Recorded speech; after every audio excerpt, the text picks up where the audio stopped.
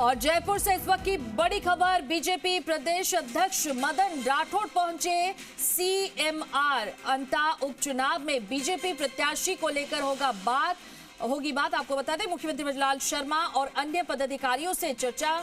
अंता में कांग्रेस ने अपना प्रत्याशी घोषित कर दिया है। इस वक्त की बड़ी खबर आपको बता रहे हैं, जहां जयपुर से आ रही है। बीजेपी प्रदेश अध्यक्ष मदन राठौड़ पहुंचे सीएमआर। अंता उपचुनाव में बीजेपी प्रत्याशियों को लेकर बात होगी। मुख्यमंत्री भजनलाल शर्मा और अन्य पदाधिकारी से चर्चा करेंगे और अंता में कांग्रेस ने अपना प्रत्याशी घोषित कर दिया है।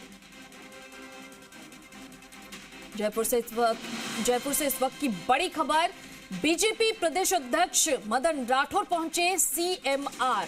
अंता उपचुनाव में बीजेपी प्रत्याशियों को लेकर बात होगी। आपको बता दें, मुख्यमंत्री भजनलाल शर्मा और अन्य पदाधिकारियों से चर्चा करेंगे और अंता में कांग्रेस ने अपना प्रत्याशी घोषित कर दिया है।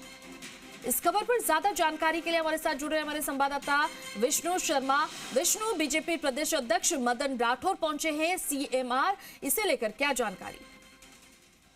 बिल्कुल, बीजेपी प्रदेश अध्यक्ष मदन राठौड़ सीएमआर पहुंच गए और मुख्यमंत्री भजनलाल शर्मा से चर्चा कर रहे हैं, क्योंकि अंता में प्रत्याशी घोषित कर दिया है कांग्रेस ने, प्रमोद जैन बनाया। तो ऐसे में बीजेपी अब प्रत्याशी घोषित करेगी, तो किसे प्रत्याशी बनाया जाए, क्या क्या समीकरण हो सकते हैं, इस बात को लेकर चर्चा है। साथ में सत्ता और संगठन को लेकर भी बातचीत हो सकती है, क्योंकि पिछले समय से कुछ इस तरह से हो रहा है परिस्थितियां बन रही, तो उसको लेकर दोनों के बीच में चर्चा होगी।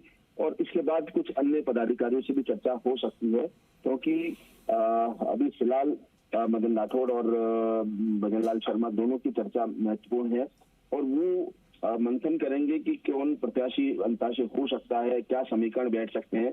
क्योंकि अभी तक अंता की सीट बीजेपी के पास थी, कंवरलाल वहां से विधायक बने थे और विधायक करीब 5,800 वोटों से जीते थे और उसमें विधायक बनने के बाद उनके आपराधिक प्रकरण में उनको सजा हो गई थी और उसके बाद उनकी सदस्यता मई में निरस्त कर दी गई थी। तो उसके बाद से अब उपचुनाव हो रहे हैं, तो ऐसे में बीजेपी इस सीट को अपने पास बरकरार रखना चाहेगी, क्योंकि पिछले चुनाव को देखा जाए तो यहाँ 5 बार बीजेपी टोटल अगर देखा जाए, क्योंकि इससे पहले ये सीट जो अंता सीट नई बनी थी 2008 में, तब से लेकर 2 बार बीजेपी और 2 बार कांग्रेस जीती है और उससे पहले भी बीजेपी जीत चुकी है सीट पर। तो इस जीत को बरकरार रखना चाहेगी बीजेपी। तो अब देखना यह है कि मंथन से क्या निकल के आता है, कौन उम्मीदवार। बिल्कुल विष्णु, कांग्रेस ने अपना प्रत्याशी घोषित कर दिया है, अब बीजेपी की क्या योजना है, क्या रणनीति है?